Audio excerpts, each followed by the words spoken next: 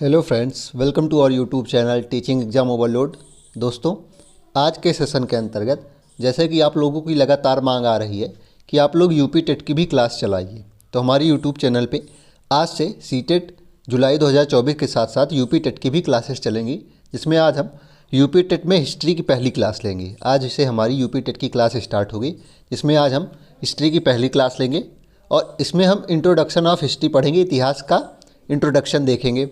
चलिए फिर सेशन को शुरू करने से पहले हमारी एक रिक्वेस्ट है कि हमारे चैनल को लाइक करें, सब्सक्राइब करें तथा ज़्यादा से ज़्यादा शेयर करें। चलिए फिर शुरू करते हैं।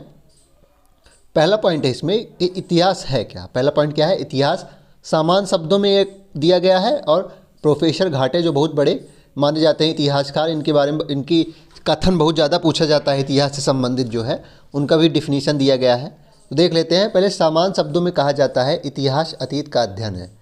सामान्य शब्दों में हम क्या कह सकते हैं? इतिहास जो है वह अतीत का अध्ययन है। और प्रोफेसर घाटे के अनुसार हम क्या कह सकते हैं कि इतिहास अतीत का लेखा जोखा है और क्रमबद्ध वैज्ञानिक अध्ययन। ध्यान रखिएगा, इतिहास अतीत का लेखा जोखा है और क्रमबद्ध वैज्ञानिक अध्ययन है। प्रश्न पूछा जाता है यूपी टेट में कि यह कथन किसका है कि इतिहास अतीत का लेखा जोखा है। इतना भी पूछ लिया जाता है, इतिहास अतीत का लेखा जोखा है, यह कथन किसका है? तो यह कथन प्रोफेसर घाटे का है। ध्यान रखिएगा, यह कथन प्रोफेसर घाटे का है। अब हम देखेंगे इतिहास काल को कितने भागों में बांटा जाता है। तो सामान्यतः इतिहास काल को 3 भागों में बांटा जाता है। पहला है प्रागैतिहासिक काल, जिसे प्री हिस्टोरिक कहते हैं। दूसरा है आद्य ऐतिहासिक काल, जिसे प्रोटो हिस्टोरिक कहते हैं। और तीसरा है ऐतिहासिक काल। ध्यान रखिएगा, प्रागैतिहासिक काल, आद्य ऐतिहासिक काल और ऐतिहासिक काल। पहला देखते हैं इसमें प्रागैतिहासिक काल। इसमें पहले सिंपल में बता दूं कि प्रागैतिहासिक काल में क्या था कि कोई लिखित साक्ष्य नहीं मिला है। इसमें लिखित साक्ष्य तो मिलता है आद्य ऐतिहासिक काल में और पढ़ा नहीं गया है। लिखित साक्ष्य तो मिले हैं आद्य ऐतिहासिक काल में, लेकिन पढ़े नहीं गए हैं। जैसे कि सिंधु घाटी सभ्यता ही देख लीजिए, उसकी लिपि को अभी तक पढ़ा नहीं जा सका है ना। और ऐतिहासिक काल में क्या है? लिखित साक्ष्य भी मिले हैं, उसे पढ़ा भी जा चुका है। तो प्रागैतिहासिक काल में कोई लिखित साक्ष्य नहीं मिला है। आद्य ऐतिहासिक काल में लिखित साक्ष्य तो मिले हैं, सिक्कों अभिलेखों के अनुसार, लेकिन उसे पढ़ा नहीं जा सका है। और ऐतिहासिक काल में साक्ष्य भी मिले हैं, उसे पढ़ा भी जा चुका है। तो प्रागैतिहासिक काल क्या है कि कोई लिखित साक्ष्य नहीं मिला है। वैसे कार्बन डेटिंग आदि के अनुसार, वैज्ञानिकों की खोजों के अनुसार पता किया गया है। जैसे कि पाषाण काल हो गया, तो ये क्या है? प्रागैतिहासिक काल है। पाषाण काल प्रागैतिहासिक काल के अंतर्गत आएगा। दूसरा है प्रोटो हिस्टोरिक या फिर आद्य ऐतिहासिक काल। इसमें देखते हैं, इस काल में लिखित साक्ष्य हैं परंतु पढ़ा नहीं जा चुका है। तो आद्य ऐतिहासिक काल, जैसे कि मैं बताया हूँ कि लिखित साक्ष्य तो आपको मिले हैं, लेकिन उसे हम पढ़ नहीं पाए हैं अभी तक। जैसे कि हड़प्पा सभ्यता में जो विभिन्न लिपियाँ थी, जो हड़प्पा सभ्यता की जो लिपि थी, उसमें उसको कैसे लिखा जाता था, क्या लिखा जाता था, हम अभी तक उसको पढ़ नहीं पाए हैं। इसलिए जिस काल में लिखित साक्ष्य मिले हैं लेकिन हम उसको पढ़ नहीं सकते हैं, उसे आद्य ऐतिहासिक काल के अंतर्गत रखा जाता है। तीसरा और अंतिम कालखंड जिसमें हम इतिहास को बांटते हैं वो की है ऐतिहासिक काल। इसमें क्या है कि लिखित साक्ष्य भी मिला है और पढ़ा भी जा चुका है। तो जिसमें लिखित साक्ष्य भी मिला है और पढ़ भी सकते हैं उसे ऐतिहासिक काल कहते हैं। जैसे कि वैदिक सभ्यता, मौर्य काल और भी जो हो जाएंगे, गुप्त काल, या फिर दक्षिण भारत के जो विभिन्न राजवंश थे, चोल वंश, और ये सब पुलकेशियन द्वितीय आदि, जिनके बारे में अभिलेख मिले हैं ना, तो जिनके बारे में कुछ ना कुछ साक्ष्य मिले हैं और उसे हम पढ़ भी पाए हैं, वो ऐतिहासिक कालखंड के अंतर्गत आएंगे। जैसे कि वैदिक सभ्यता, मौर्य काल, गुप्त काल और मुगल काल, ये सब क्या है? ऐतिहासिक कालखंड के अंतर्गत आएंगे। आगे देखते हैं। आगे अगला पॉइंट है कि BCE होता क्या है। BCE बहुत ज़्यादा पूछा जाता है, जिसका फुल फॉर्म है बिफोर कॉमन एरा। तो BCE होता क्या है? तो इसका मानक कैसे है, चलिए इसको देख लेते हैं। कि एक बिंदु माना गया है, जीसस क्राइस्ट का जो जन्म है उसे एक बिंदु माना गया है। समय निर्धारण के लिए एक बिंदु मान लिया गया है। जीसस क्राइस्ट का जन्म जो है उसे एक बिंदु मान लिया गया था, और उसके जो पहले के जो सारी चीज़ें थी उसे बिफोर क्राइस्ट मान लिया गया था। उसके पहले क्या मान लिया था? बिफोर क्राइस्ट मान लिया गया था, मतलब ईसा मसीह के जन्म से पहले। जैसे कि अगर डाल दिया जाए 49 BC, 49 BC क्या है?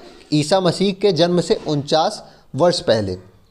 49 BC का मतलब क्या है कि ईसा मसीह के जन्म से 49 वर्ष पहले। और अगर मान लिया इसमें दे दिया जाए कि 1541 AD दे दिया जाए, तो इसका मतलब क्या है? ईसा मसीह के जन्म के 1541 वर्ष बाद। इसका मतलब क्या है AD का? जैसे कि अभी 2024 चल रहा है ना, तो इसे हम क्या लिखेंगे? 2024 AD। इसका मतलब क्या हो जाता है कि ईसा मसीह के जन्म से 2024 वर्ष बाद। और जैसे कि पहले लिखा जाता है पहले का मतलब क्या है, जैसे कि 49 BC लिखा है, इसका मतलब क्या है, ईसा मसीह के जन्म से 49 वर्ष पहले, ये है BC। इसका ही दूसरा नाम है बिफोर कॉमन एरा, जिसे BCE लिखा जाता है। और AD मतलब क्या है कि जन्म के बाद के बारे में AD लिखा जाता है, जिसका फुल फॉर्म है एनो डोमिनी। और इसे ही हम क्या लिख सकते हैं, आफ्टर कॉमन एरा या फिर ACE। तो ये BCE क्या है, आशा करता हूँ कि आप समझ गए होंगे कि जीसस क्राइस्ट को एक आधार मान लिया गया था, किसके लिए, समय निर्धारण के लिए। और उनके जन्म से पहले को BC लिखा जाता है, जन्म से पहले से जो भी घटनाएं हुई थी, जिसका अर्थ है बिफोर क्राइस्ट, या फिर BCE जिसका अर्थ है बिफोर कॉमन एरा। तो जैसे कि 75 BC है तो ईसा मसीह के जन्म से 75 वर्ष पहले। AD क्या है, ईसा मसीह के जन्म के बाद की सारी जो चीज़ें थी उसे AD में लिखा गया। जैसे कि 1 AD क्या है, ईसा मसीह के जन्म के 1 वर्ष बाद, इसे ही ACE लिखा जाता है, या फिर आफ्टर कॉमन एरा। अब देखते हैं इतिहास को हम पढ़ कैसे सकते हैं, मतलब इतिहास को पढ़ने का आसान तरीका क्या है। इस इतिहास को पढ़ने के कुछ स्रोत हैं, उसको देख लेते हैं।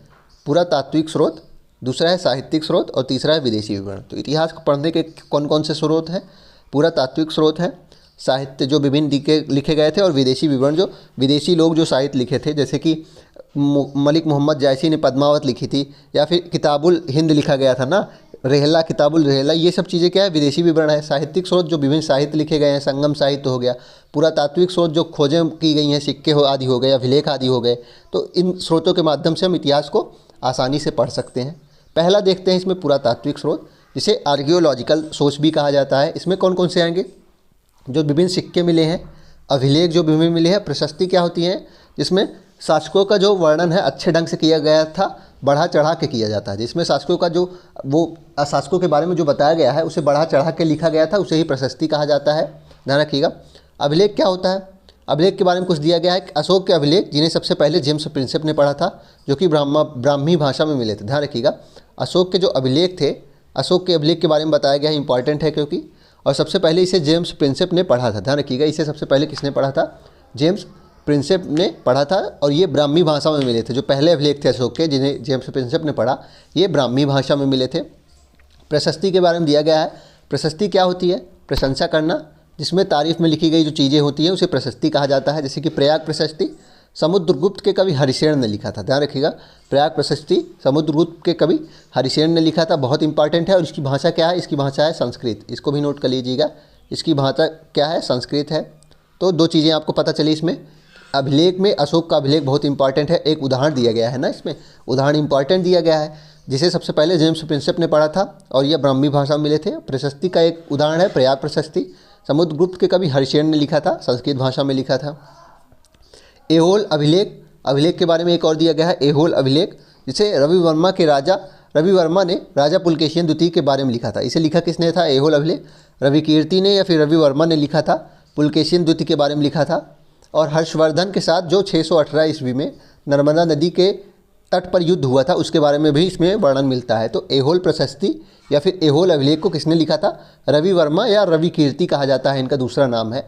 और यह राजा पुलकेशिन द्वितीय के बारे में लिखा गया था। राजा पुलकेशिन द्वितीय चालुक्य वंश के राजा थे, और हर्षवर्धन के साथ जो इनका युद्ध हुआ था नर्मदा नदी के तट पर 618 ईस्वी में, उसके बारे में इसमें लिखा गया है। आगे देखते हैं साहित्यिक स्रोत, दूसरा हमारा क्या था प्रकार, साहित्यिक स्रोत था, उसको देखते हैं। साहित्यिक स्रोत में जैसे कि वेद हो गया, जिसमें वेद कौन से कितने हैं, 4 हैं। सबसे पुराना कौन सा है, ऋग्वेद है, जिसमें 10 मंडल हैं, 1028 सूक्त हैं। यजुर्वेद दूसरा वेद है, पूजा पाठ के बारे में इसमें बताया गया है। सामवेद हो गया, संगीत के जनक किसे कहा जाता है, सामवेद को कुछ इंपॉर्टेंट पॉइंट्स दिए गए हैं, वन लाइनर, इसको याद कर लीजिएगा।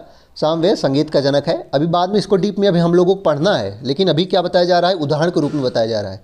साहित्यिक स्रोत में वेद आएगा, उपनिषद आएगा, तो उदाहरण के रूप में बताया जा रहा है। अभी हम वेद को पूरा डीप पढ़ेंगे, ऋग्वेद को भी डीप में पढ़ेंगे, ध्यान रखिएगा। तो सामवेद संगीत का जनक कहा जाता है, सूर्य देवता की तारीफ इसमें की गई है। अथर्ववेद में जादू टोना जड़ी बूटी वशीकरण के बारे में बताया गया है, ध्यान रखिएगा। जादू टोना वशीकरण जड़ी बूटी के बारे में अथर्ववेद में बताया गया है। अरण्यक क्या होता है, अरण्यक है जंगल में जो लिखे गए थे। अरण्य मतलब क्या होता है, जंगल होता है ना।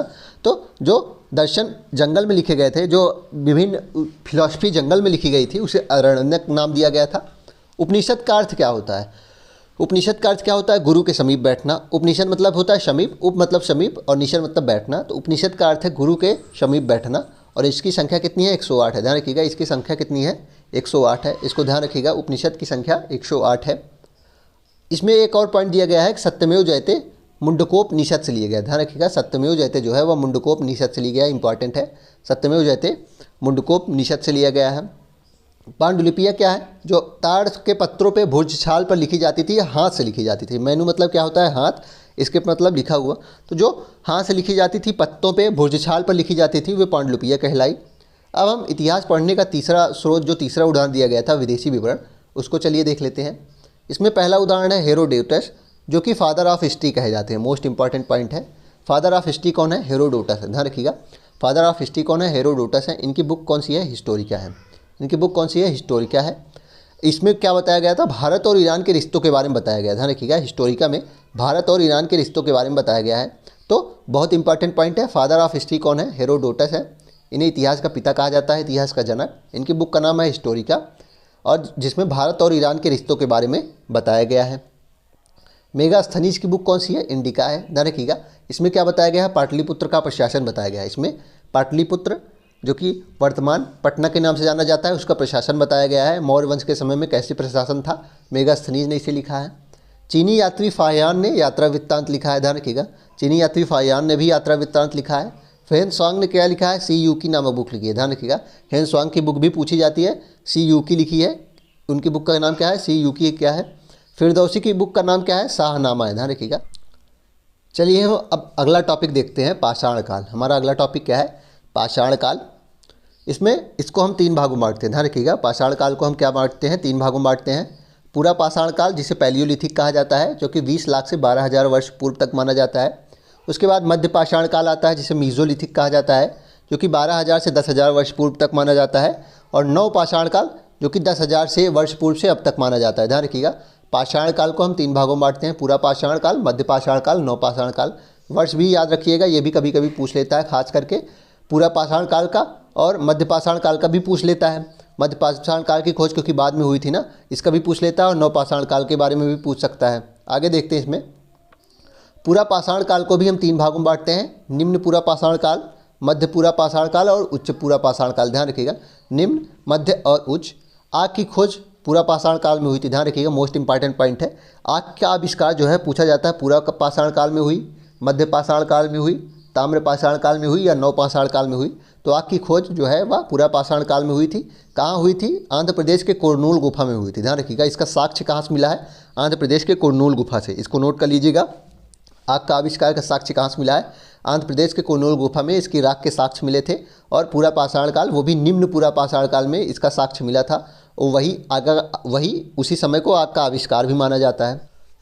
अगला है हमारा मध्य पाषाण काल। मध्य पाषाण काल में देख लेते हैं क्या हुआ। इसमें हुआ था, परिस्थितियां बदलने लगी थी, जिससे गर्मी बढ़ी। गर्मी बढ़ने के कारण परिस्थितियां बढ़ने लगी थी, बदलने लगी थी। बर्फ़ पिघल के क्या हुआ, घास फूस के क्षेत्र ज़्यादा बढ़ने लगे थे। इसलिए उसके बाद क्या हुआ, उस कारणवश क्या हुआ कि जो घास फूस पर जीने वाले छोटे जीव थे वे ज़्यादा होने लगे, और शिकार करने के लिए छोटे हथियार भी बनाने लगे थे। तो ये सब परिवर्तन क्यों हुए थे, क्योंकि परिस्थितियाँ बदल गई थी। बसने की प्रक्रिया इसी समय शुरू हुई। ध्यान रखिएगा, मध्य पाषाण काल में ही बसने की प्रक्रिया शुरू हुई थी। भीमबेटका गुफा में केव पेंटिंग का साक्ष्य इसी समय मिला था। ध्यान रखिएगा, मध्य पाषाण काल का साक्ष्य है जो भीमबेटका मध्य प्रदेश में है, उसमें केव पेंटिंग जो है वह इसी समय का साक्ष्य है। पत्थर छोटे छोटे इसी समय मिले थे, जिसे माइक्रोलिथ कहा गया था। छोटे छोटे क्यों मिले थे, क्योंकि जो घास फूस ज़्यादा हो गई थी, इसलिए जीव अब छोटे होने लगे थे, क्योंकि वो घास फूस पे ज़िंदा रहते थे। इसलिए अपने आप को उस तरीके से इवॉल्व कर लिया था जानवरों ने, और उनको मारने के लिए फिर मनुष्य को भी छोटे छोटे पत्थरों की आवश्यकता होती थी, और इसे ही माइक्रोलिथ कहा गया। सबसे पहला पालतू जानवर भी इसमें समय बताया गया है, कुत्ता है। तो पालतू पशु भी इसमें शुरू कर दिया गया था, पशुपालन भी। पहला पालतू पशु कौन सा है, कुत्ता है। नव पाषाण काल देख लेते हैं। इसमें पॉलिशदार, चमकदार और नुकीले पत्थर मिले थे। ध्यान रखिएगा, और मेहरगढ़ जो कि बलूचिस्तान पाकिस्तान के नज़दीक पड़ता है, सबसे पहली मानव बस्ती वहीं मानी जाती है। ध्यान रखिएगा, सबसे पहले खेती के साक्ष्य भी वहीं मिले हैं। ध्यान रखिएगा, मेहरगढ़ में सबसे पहले खेती के साक्ष्य भी मिले हैं, और एक आदमी के साथ एक बकरी कब्र में दफनाई गई हुई उसका भी साक्ष्य मिला है। तो मेहरगढ़ में क्या क्या मिला है, सबसे पहले मानव बस्ती के साक्ष्य मिले हैं, सबसे पहले खेती के साक्ष्य भी वहीं मिले हैं, और एक आदमी के साथ बकरी को भी दफनाया गया है, इसका भी साक्ष्य वहीं मिला है। बुर्ज होम कश्मीर में क्या मिला है, गर्तवास मिला। ध्यान रखिएगा, ये भी नव पाषाण काल स्थल है। इसमें क्या मिला है, गर्तवास मतलब गड्ढे के नीचे लोग रहते थे। क्यों? क्योंकि कश्मीर में पड़ रहा है तो वहाँ ठंड ज़्यादा पड़ती थी, इसलिए लोग गड्ढे में रहते थे, जिसे गर्तवास कहा जाता है। गर्त मतलब गड्ढा, वास मतलब रहने का स्थान। तो बुर्ज होम कश्मीर में गर्तवास में लोग रहते थे। चिरांद बिहार में पड़ता है, बहुत इंपॉर्टेंट है। नवपाषाण काल का ऐसा औजार मिला है जो हड्डियों से बना था, ध्यान रखिएगा। चिरांद बिहार में पड़ता है, नवपाषाण काल स्थल है, और इसमें क्या हुआ था कि हड्डियों से बना हुआ हथियार मिला था।